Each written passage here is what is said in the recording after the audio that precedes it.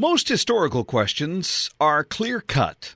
The history of radio, not so much. Ask a radio historian which station went on the air first, and you're likely to get multiple answers. WWJ in Detroit, KDKA Pittsburgh, maybe WEAF in New York City. We do know, however, which station set the standard in the Upper Cumberland and in small to medium-sized communities across the state of Tennessee. It was Cookeville's WHUB. In July, WHUB will mark its 75th year of service to this community. The history of WHUB is now on display at the Cookeville History Museum. Mike Medley's father, Luke, pursued that dream. He sits down to discuss the historic radio station, along with Judy Duke, administrator of museums for the city. My father actually got interested in radio through the rural mail carrier by the name of Jess Beasley at Buffalo Valley. My father was sort of the postmaster there within my grandfather's country store. So they had almost daily contact in the early years, and Dad was looking for something maybe that would be different from being a clerk in his grandfather's or in his father's store. And so Jess Beasley planted the seed. He says, "Why don't you put a radio station in Cookeville, Luke?" And he mulled it over there for some period of time. And in 1934, he wrote a letter to the Federal Radio Commission, which was the predecessor to the FCC, just inquiring about information and what it would take to get a station in Cookeville. They responded with a letter that the spectrum was pretty well full. We had 600 radio stations nationwide, and just didn't think that Cookeville was a large enough city to put a radio station in at that time. But he sort of persisted on it, and they sent a lot of federal forms and so forth. And the history that I get, he just put those in the trash can after they came in the first time, but still didn't lose interest. And about a year after that, some of the rules and regulations had changed at the Federal Radio Commission. So he went ahead and got the forms and applied for them in late 38 or early 1939. And at that time, you had to make a personal appearance before the FCC. So he went, actually without any legal counsel or anything, to that hearing. And they asked a lot of questions, wanted to make sure that he had enough capital to build the station and to sustain it after it was built. After all, Cookeville at that time had a population of something less than 4,000 people. So he had that hearing and then came back and had to do a lot of work on affidavits from different merchants in town saying, yes, I'll spend X number of dollars over the next 12 months if the station goes on the air. Took all that information back, along with a lot of affidavits from people in the city saying that we needed a radio station in Cookeville, Tennessee. So he was successful in getting the building permit in mid-1939. And then actually before that, he got rejected again because he didn't have a suitable site to build the radio tower. But then he got Jack DeWitt involved, who was the president of WSM Radio in Nashville, first radio station in Nashville at that time.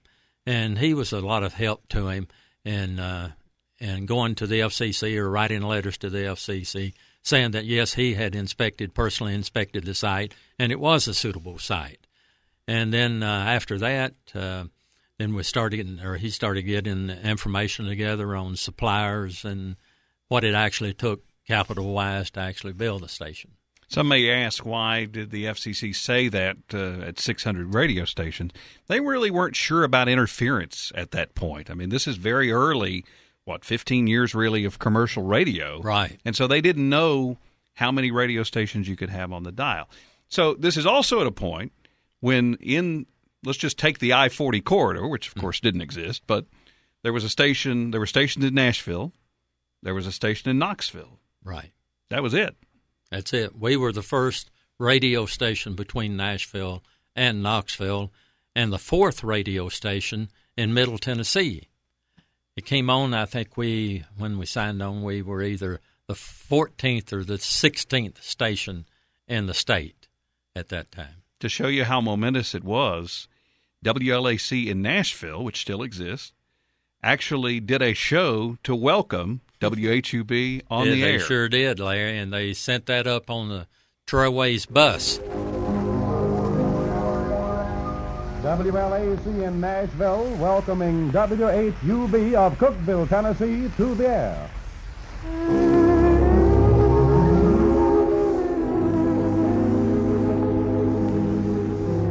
Tennessee welcomes another addition to its roster of radio stations tomorrow. Station WHUB at Cookeville. The new station will go on the air officially tomorrow morning at 10 o'clock. It has been officially designated for a frequency of 1370 kilocycles and is licensed for full-time operation with a power of 250 watts. Radio station WLAC takes pleasure in welcoming Luke Medley and his associates, who will operate station WHUB to the radio industry.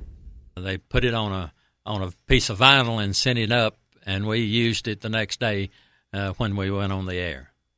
We're reliving some of the history of WHUB, celebrating 75 years on the air. Mike Medley, the Medley family, of course, pioneers in this community. Judy Duke, the administrator of Cookeville's museums. As we continue with Judy Duke and Mike Medley, we're reliving some of the history of WHUB, turning 75 years old. Can you imagine that it's been 75 years since WHUB signed on the air? Well, in some ways, Larry, I can, but on some other ways I can't, because the radio station actually went on the air 3 years before I was born. So I got in along a little bit of a late start there, but I've got a lot of memories from childhood on up till the time I retired. Judy, where did the idea come to make this an exhibit at the museum? Well, I'm from Cookeville originally too, Larry, so I've grown up with WHUB, used to wake up to it every morning before school, and we knew that WHUB was going to turn 75 this year, still on the air, and so we just said, we've got to recognize it at the Cookeville History Museum, because in the past there hasn't been a museum, and now we're here, and it's such a vital part. The radio station has been and continues to be such a vital part of our community. How did you begin in trying to put together the exhibit? With lots of prayer. Well, the first thing, of course, I got in touch with my friends Martin and Mike Medley, and we already had they were so generous, and when we first opened the History Museum, they contributed some items, and we had a whole case that was already there talking about WHUB, and we included it in our timeline when WHUB went with the CBS, became a CBS affiliate in 1944. That's on our timeline that's at the museum. So it's almost impossible to tell Cookeville's history and not include WHUB. As you try to build an exhibit, where do you start in trying to tell the story? We don't have that big of a space at the Cookeville History Museum, which is 40 East Broad, right across the street from the City Hall next door to the library. So we have really had to pick and choose and condense a lot of the history because we simply don't have space. I mean, goodness, we could fill the building up with just WHUB and memorabilia and artifacts. But I guess it's a bird's eye view, really, from the 1940 when they first went on the air up until now. Of course, the majority of it is going to be the beginnings and how influential Luke Medley was and how WHUB was the voice of the Upper Cumberland. So, it was the hub, as it's still referred to, the hub of the Upper Cumberland. So we've tried to hit the high spots, if you will, the highlights of the station, and thanks to the Medley family. And I have to say, thanks to your competitor, I'm sorry, but fine. Zimmer Broadcasting is where WHUB is now, 1400 still. It started out being 1400 on your radio dial, didn't it, Mike? And it continues to be. It went through the Medley family, if I'm not mistaken, sold in 1996. 96. And so there have been other owners So we operated the radio station for 56 years, from 1940 to 1996. And those early years were a real struggle for my dad in the business. He didn't end up taking a paycheck out of the business until 1944, and it was a very small paycheck then. And one other interesting thing, of course, we picked up, he made a couple of 3 trips to New York trying to get an affiliation with a network. He visited all 4 networks with ABC, NBC, Mutual, and CBS. And he just sort of pestered, I think, CBS, because that was the station in Nashville. WLAC was a CBS affiliate. And back then, all that transmission was through telephone lines. And that cut the cost of CBS to Cookeville from Nashville instead of New York drastically. So we had line charges at a fraction of the cost that it would have had it been coming from New York. And a network was imperative because radio stations didn't play music as they do today. That's right. You had to have a source of programming. Otherwise, you had to have human beings at work all the time. And we did that for 4 or 5 years, depending on local entertainment, churches, revivals, country music live from the studios.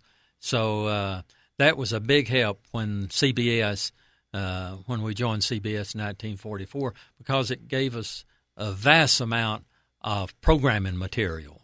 The soap operas, the radio soap operas at that time, on up in the CBS News on the hour, especially during the war years.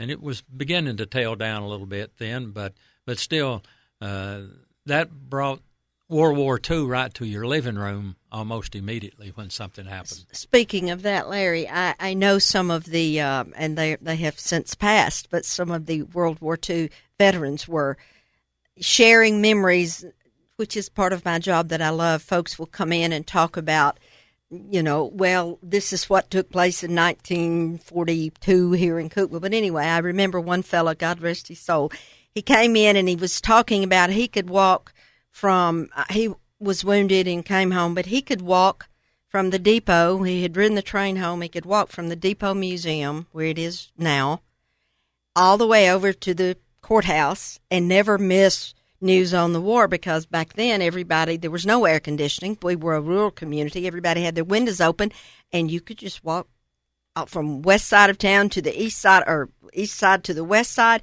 and never miss a beat of what was happening on the war front or the local news and obituaries.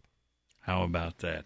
We're talking about WHUB, which is celebrating 75 years on the air, and you can see many memorable pieces of WHUB's history on exhibit at the Cookeville Historical Museum. We'll tell you about that as we continue. Judy Duke, Mike Medley with us. We're reliving some of the history of WHUB. Did your dad talk about that first day on the air? Yes. It signed on at 10 a.m. on July the 20th, 1940. And everything was live. They had speakers on the outside of the studios. Their studios at that time were on the public square. I think they had a big celebration that night at the old Cookeville City School, which is where the municipal building is located now, and had actually a few hundred people there for live entertainment, which was broadcast over the air, and it's just a celebration of that first day. The fulfillment of a dream, but a lot of hurdles that he had to overcome. Yeah. And still, even the first 3 or 4 years, he had days that he'd really be blue and say, well, man, I don't know where I need to open tomorrow or not, But he was strong-minded, and he had it, and he was going to do it. I was just reading, before I came down here, there's a history that was written in form of a thesis at the University of Tennessee about WHUB, and I happened to be reading, there was, he never missed a payroll. He was quite an astute businessman, but he got to a point to where he realized very quickly that, to have this stay on the air, I've got to sell advertising. We've got to have money coming in. And one of the first advertisers he had made a contact in Knoxville, never met the man, but it was with J.F. G Coffee. And 35 plus years, or 30 plus years later, almost 35, if not 35, still advertising. And he gave him a month free, if I can remember correctly. Gave the fellow, Mr. Floyd, I believe, was with the JFG Coffee Company at the time, and he said, let's just try it for a month and see how it goes. Well, that month continued for 30 plus years. How much was your dad on the air? None. Unless he was running for political office. That was the only time. That's the only time. No. And we were very fortunate. Dad had a station manager by the name of Stacy Mott. Stacy's still living. He's 90 years old, still has a good mind. And he started working for my dad when he was a student at Cookeville High School between his sophomore and junior years, maybe. And just a few months after the station went on the air. And then he left and served in World War II in the Navy and came back and came back to work for my dad. And in 1954, Dad promoted him to station manager, actually to look after the day-to-day operations of the business. Dad, at that particular time, was in public office and was helping to use the radio station to build Cookeville.